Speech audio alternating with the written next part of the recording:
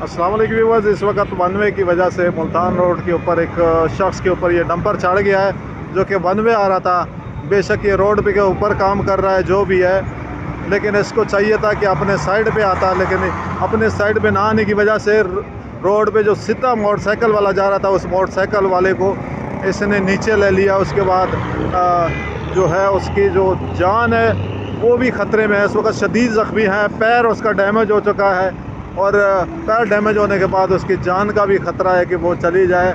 अल्लाह माफ़ करे। इस डंपर वाले ने बहुत गलती किया है। आज लाहौर से आप मुल्तान रोड से आप देख रहे हैं बाटा फैक्ट्री के करीब ये एक्सीडेंट हुआ है। बहुत ही ख़तरनाक से एक्सीडेंट हुआ है।